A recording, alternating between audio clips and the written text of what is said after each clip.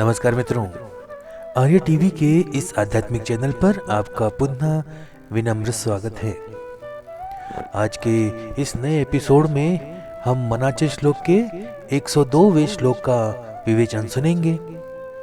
तो आइए शुरू करते हैं आज का ये एपिसोड। आज का श्लोक है अतिलीनता सर्वभावे स्वभावे जना सज्जना लागी संतोष भावे देहे कारणी सर्वलावी तजावे सगुणी अति आदरेसी भजावे। मराठी भावार्थ सुनते हैं।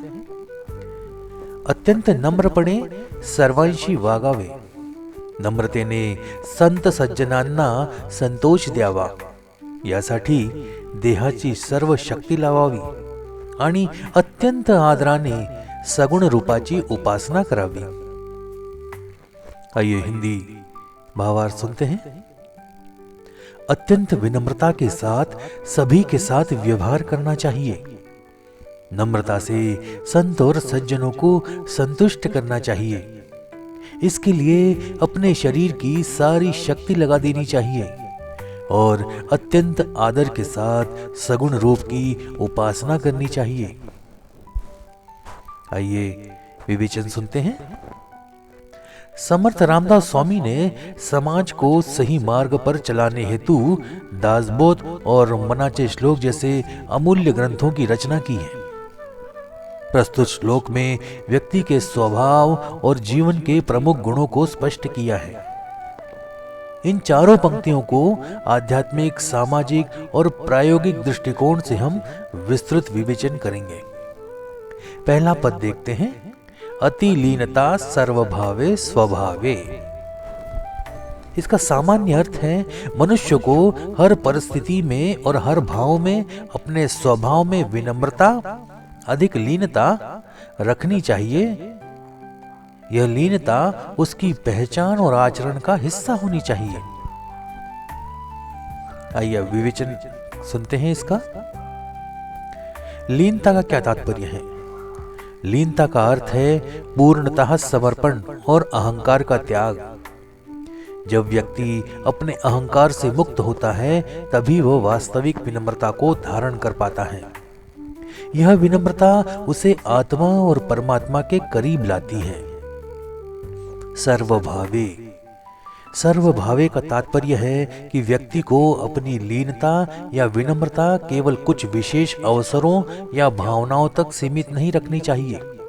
उसे हर स्थिति में, चाहे वह सुखद हो या दुखद हो, अपनी विनम्रता बनाए रखनी चाहिए। यह गुण उसके स्वाभाविक चरित्र का हिस्सा बनना चाहिए। स्वभावे। लीनता को स्वभाव में स्थापित करना ही आत्मिक उन्नति का मार्ग है। यह केवल बाहरी आचरण तक सीमित नहीं है, बल्कि भीतर से आना चाहिए। यह स्वभाव जीवन के हर क्षेत्र में प्रकट होना चाहिए, चाहे वह पारिवारिक हो, सामाजिक हो या आध्यात्मिक। संतों के अनुसार अहंकार का त्याग आत्मज्ञान की पहली सीढ़ी है। लीनता के बिना न तो गुरु कृपा प्राप्त होती है और न ही आत्मा का परमात्मा से मिलन संभव है। यही गुण है जो संतों को सामान्य व्यक्तियों से अलग करता है। जब व्यक्ति अपने जीवन में लीनता को आत्मसात करता है तो वह स्वयं के साथ साथ समाज में भी शांति और सौहार्द का वातावरण उत्पन्न करता है।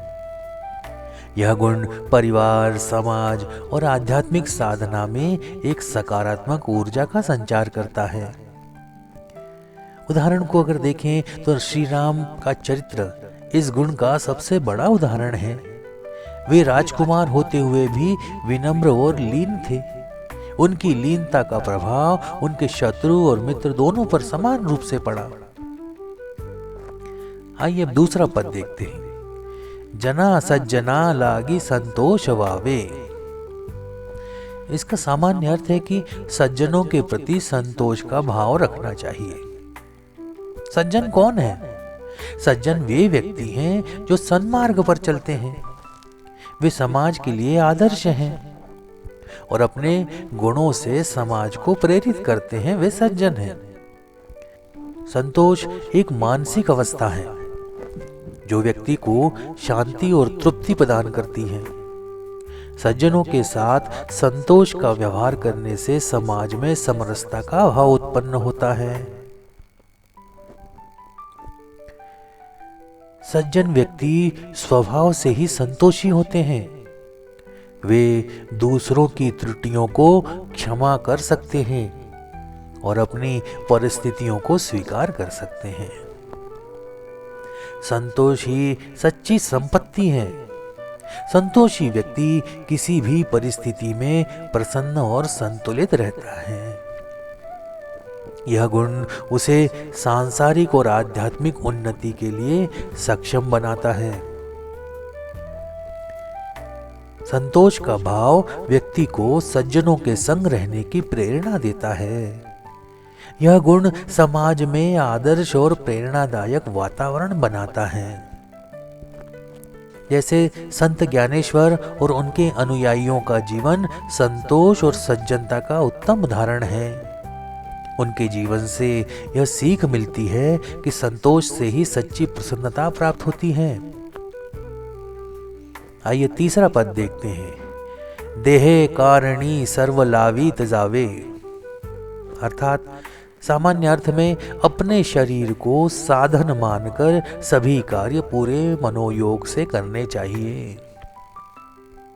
विश्लेषण कैसा रहेगा इसका? मनुष्य का शरीर आत्मा का निवास स्थान है। इसे केवल सांसारिक सुखों के लिए नहीं बल्कि आत्मा के उद्देश्य को पूरा करने के लिए उपयोग करना चाहिए। यहाँ कारण का अर्थ है वह उद्देश्य जिसके लिए यह शरीर मिला है। यह उद्देश्य व्यक्तिगत, सामाजिक, आध्यात्मिक सभी स्तरों पर हो सकता है। सर्वलावित जावे, इसका तात्पर्य है कि मनुष्य को हर कार्य में अपनी ऊर्जा लगानी चाहिए।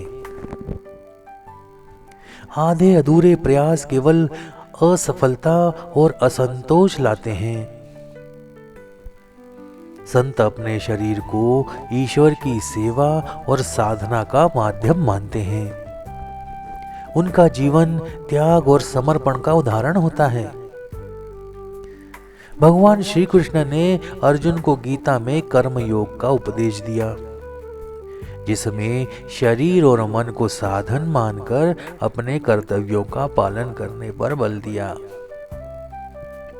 चौथा और अंतिम पद देखते हैं। सगुणी यति आदरेसी भजावे, सामान्य अर्थ क्या है इसका? कि गुणवान लोगों का अत्यधिक आदर और सम्मान करना चाहिए।